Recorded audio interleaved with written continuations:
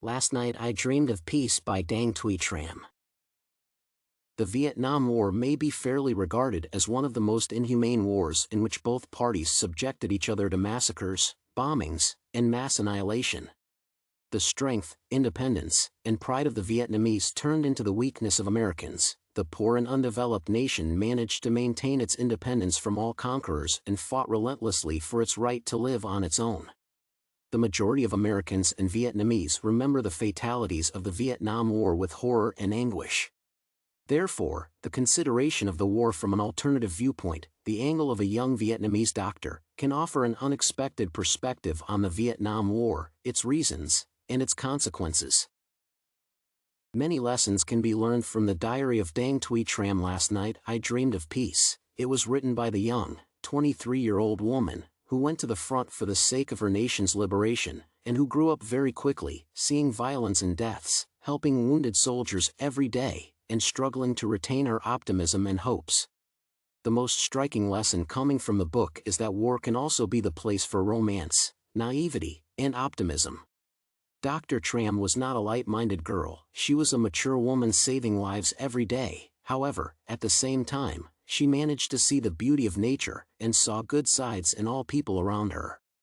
She expressed genuine feelings of brotherhood and admiration towards Vietnamese soldiers, and her belief in the just ending of the war was so bright and intoxicating that experts could easily identify the reason for Vietnam's victory over powerful enemies. It is patriotism and selflessness of the struggle that can help one person fight against a dozen and win. Dr. Tram is a unique example of a woman who did not get tough and inhumane due to the front horrors. Even seeing dozens of wounded, dying soldiers every day, she managed to feel compassion and pity for each of them. As she informed the reader at the beginning of her diary, even though his appendix had not ruptured, I was very sorry to find an infection in his abdomen.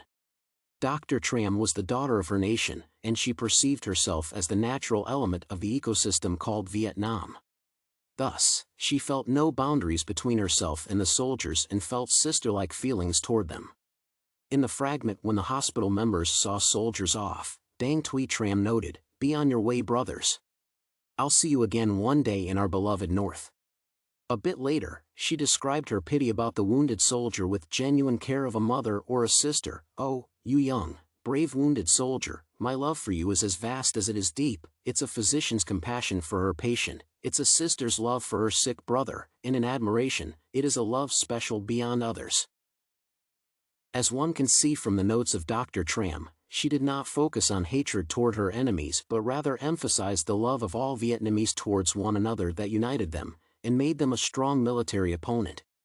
Nowadays one can see the role of people like Dr. Tram as inspiring supporters, nurturers, and spiritual leaders of the war.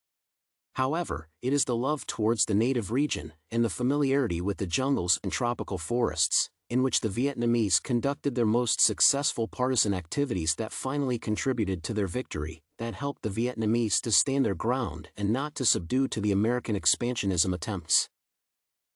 Unfortunately, Dr. Tram died long before the end of the Vietnam War. Nevertheless, she spent 4 years at the front, and she learned many things from that life. She loved her nation and her land so much that she did not see any barriers to their victory.